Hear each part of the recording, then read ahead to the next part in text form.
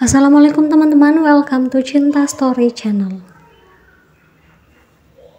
Di video ini cerita berjudul Cinta yang Bodoh part 15.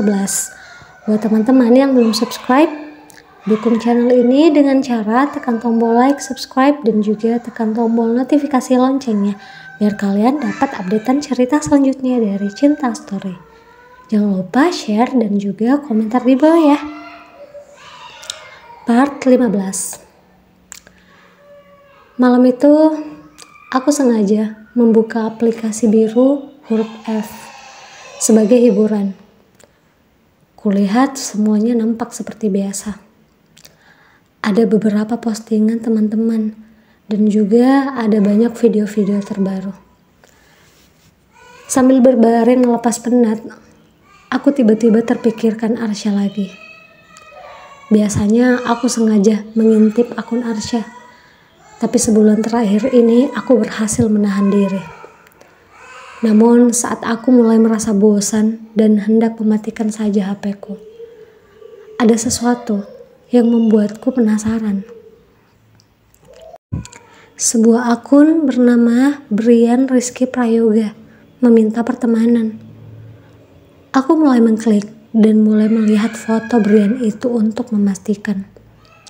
Aku agak lupa sih, tapi dari kulitnya yang putih dan matanya yang sipit, sepertinya dia memang Brian yang pinjamkan aku pulpen waktu itu.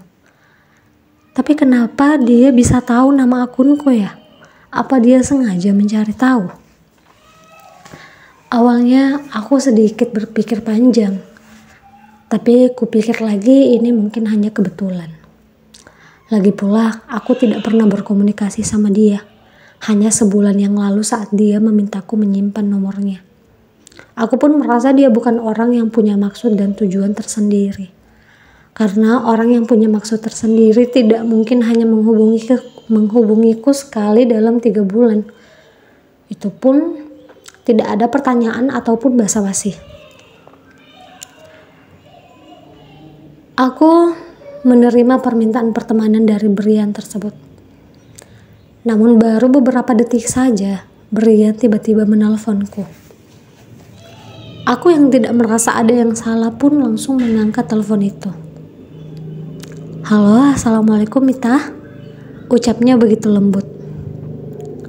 "Waalaikumsalam, tumben telepon, ada apa?" tanyaku santai. Aku tidak mengenalnya sama sekali. Bertemu karena tidak sengaja, tidak pernah berkomunikasi atau apapun itu. Jadi kupikir tidak perlu juga terlalu meladeni dia atau bersikap terlalu formal padanya. "Nggak ada apa-apa. Aku cuma cari teman ngobrol aja. Lagi di mana?" jawabnya. "Lagi di kos ini." "Oh iya, kamu bohong kan? Katanya teman kamu yang minta nomor aku, tapi malah kamu yang hubungi aku." Enggak, mana mungkin aku bohong. Waktu itu memang temanku itu yang nyuruh minta nomor kamu. Dia nggak bawa HP waktu itu, jadi dia nyuruh simpan aja di HP-ku. Sampai sekarang aku lupa kasih dia. Dia juga kayaknya udah lupa. Ya sudahlah. "Oh gitu, nggak masalah sih. Oh ya, kamu kuliah di sini juga?" tanyaku. "Enggak, aku nggak kuliah, nggak kerja, ya nggak ada kegiatan apa-apa," jawabnya. "Oh gitu, tapi menurutku sih lebih baik kamu kerja daripada menghabiskan uang orang tua kamu terus. Setidaknya kalau kamu kerja itu lebih bermanfaat untuk dirimu sendiri," ucapku memberi masukan sebelum akhirnya aku tersadar kalau aku seharusnya tidak berbicara seperti itu. Aduh, baru pertama kali ngobrol dan kenal, aku sudah berani ngajarin dia. Semoga aja dia nggak marah deh. Tapi kalau marah juga terserah, pikirku. "Terima kasih masukannya Mita." Dia malah tersenyum lalu tertawa kecil. Anehnya, dia seakan merasa aku lucu. Dia bahkan tidak tersinggung.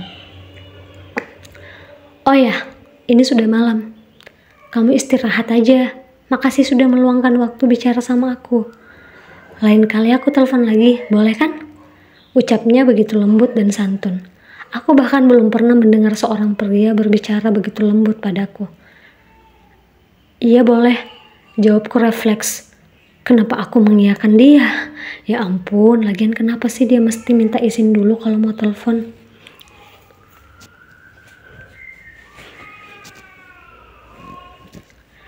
Sejak pertama kali Brian telepon malam itu, dia semakin sering menelponku. Bahkan terkadang aku yang meminta dia menelponku saat ada waktu luang. Apalagi saat aku galau memikirkan Arsya. Brian ini sosok pria idaman sebenarnya. Dia orang yang lembut, sopan. Dia bahkan mau mendengarkan aku saat aku punya masalah. Dia seperti teman, seperti seorang kakak, tapi terkadang aku merasa dia lebih pantas menjadi kekasih. Betapa beruntungnya wanita yang akan menjadi kekasihnya. Aku seakan menemukan tempat pelarian saat aku mengingat Arsya, walaupun hanya lewat telepon. Tapi Brian bisa membuatku merasa nyaman untuk curhat dan mengatakan semua yang kurasakan. Bahkan walaupun Brian ini selalu tiba-tiba menghilang dan tanpa kabar, lalu tiba-tiba lagi menghubungiku, tapi aku tidak mempermasalahkan itu. Lagian aku hanya menganggapnya teman. Dia pun sama. Aku pun juga akhirnya tahu kalau dia sementara ini tinggal di luar kota. Sementara orang tuanya tinggal di dekat kampusku. Tapi aku tidak tahu kenapa dia di sana. Aku belum pernah bertanya sejauh itu. Karena menurutku itu bukan urusanku.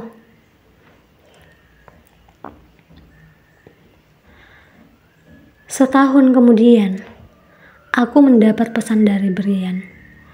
Dia sudah menghilang, tak pernah lagi menghubungiku selama 3 bulan terakhir. Aku pun enggan jika harus mencari kabarnya. Tiba-tiba kali ini dia mengirimiku pesan yang cukup aneh menurutku. Mita, boleh nggak besok aku ke rumah kamu? Hah?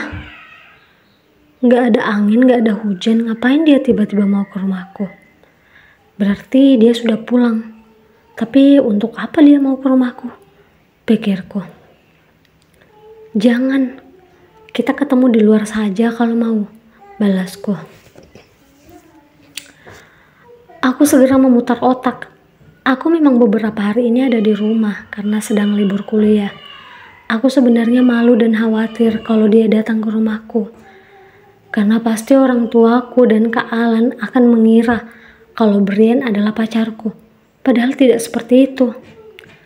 Aku khawatir Brian juga merasa canggung. Brian tak membalas pesanku, namun langsung menelponku.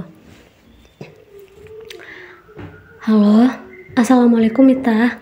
Kamu di mana? Di rumah. Besok kamu jangan kesini ya.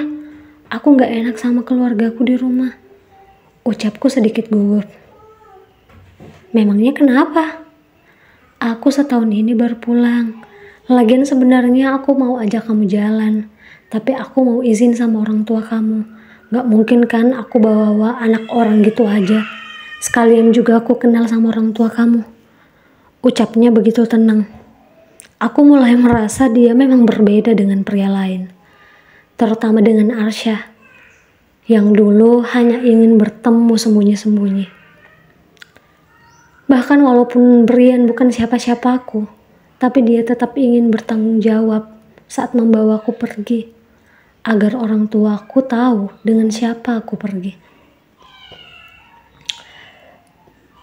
Tapi kenapa dia mau ajak aku jalan? Kenapa juga mau kenalan sama orang tuaku? Lagian kita bertemu baru sekali saat kenalan dulu.